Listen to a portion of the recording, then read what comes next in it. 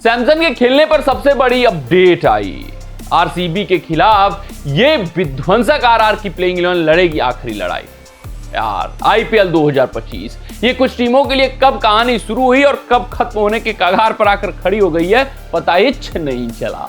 उसमें राजस्थान रॉयल्स सबसे बड़ी टीम है।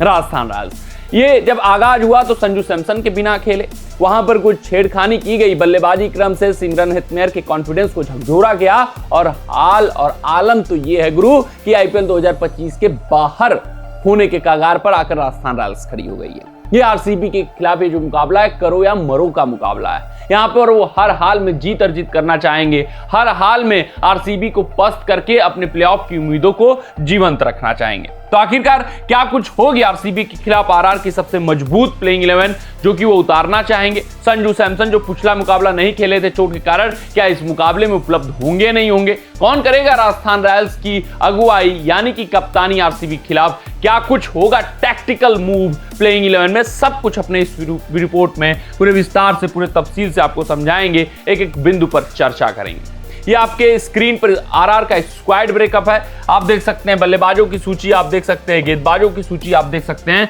हरफन मौला खिलाड़ियों की सूची।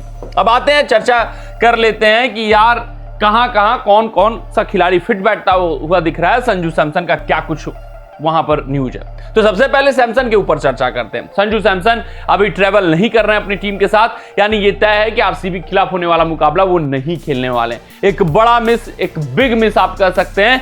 और संजू सैमसन की अनुपस्थिति में आपको एक बार फिर से रियान पराग जो कि चहेते हैं, जो कि लाडले हैं राजस्थान रॉयल्स के, वो खेलते हुए आपको दिखने वाले हैं।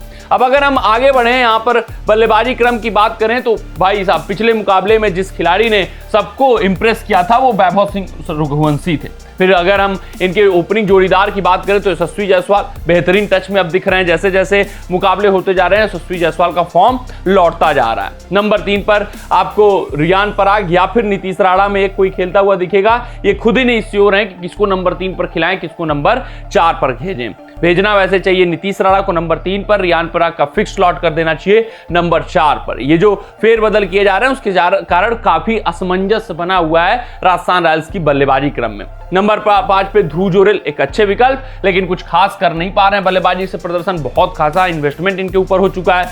फिर अगर हम आगे बढ़े तो नंबर 6 पे सिमरन हेटमेयर के साथ स्टिक करना चाहिए, क्योंकि यार इस खिलाड़ी को आपको कॉन्फिडेंस देना होगा, इस खिलाड़ी को गेंदें देनी होंगी, कुछ टिकने के लिए, कुछ डटने के लिए, कुछ अड़ने के लिए। फिर अगर हम आगे बढ़े तो वहां पर फिनिशिंग डिपार्टमेंट में आपको शुभम दुबे दिखेंगे।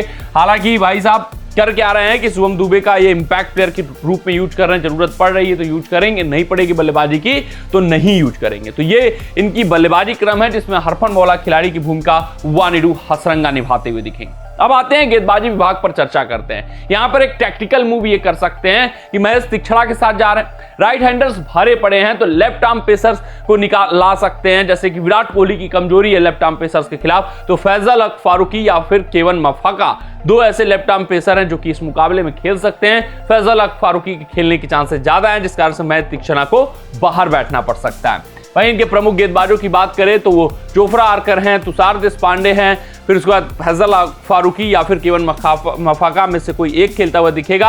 आप संदीप शर्मा की जगह अब आकाश माधवाल को खेलते हुए देख सकते हो, क्योंकि संदीप शर्मा अब उस टच में नहीं दिख रहे हैं, संदीप शर्मा उस लय में नहीं दिख रहे हैं, बहुत ज्यादा कॉस्टली साबित होते हुए दिख रहे हैं, तो आकाश माधवाल को मौका मिल सकता है। तो आरआर की अगर हम सबसे मजबूत प्लेइंग 12 की बात करें जो कि खेलती हुई दिख सकती है आरसीबी के खिलाफ, वो कुछ इस प्रकार है आपके स्क्रीन पर, जहां पर संजू सैमसन नहीं रियान पराग कप्तानी करते हुए दिखने वाले हैं। तो अगर हम बात करें बल्लेबाजी क्रम में तो यशस्वी वैभव सूर्यवंशी दोनों ने इंप्रेस किया था पिछले मुकाबले में। रियान पराग कप्तान, नीतीश राणा नंबर 4 पे, ध्रुव जोरेल नंबर 5 पे, सिमरन हेटमेयर 6, वानिडू हसरंगा 7, 8 पे जोफ्रा आर्कर, 9 पे केवन मफाका, 10 पर संदीप शर्मा या फिर आकाश माधवाल, तुषार देशपांडे 11 पे, शुभम दुबे 12 पे खेलते हुए दिख सकते हैं। तो ये राजस्थान रॉयल्स की सबसे मजबूत प्लेइंग 11 किसकी अनुपस्थिति में? संजू सैमसन की अनुपस्थिति में खेलती हुई दिख सकती है।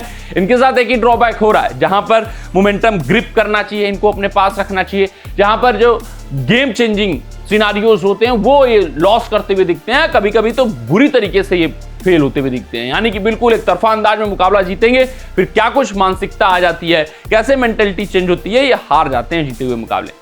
कमेंट सेक्शन में कमेंट करके बताइएगा कि आरआर की प्लेइंग 11 आपको कैसी लगी। मिलते हैं आपसे अगले रिपोर्ट में, तब तक आप अपना ध्यान दें, सुरक्षित रहें, स्वस्थ रहें, मस्त रहें। जय हिंद, जय भारत।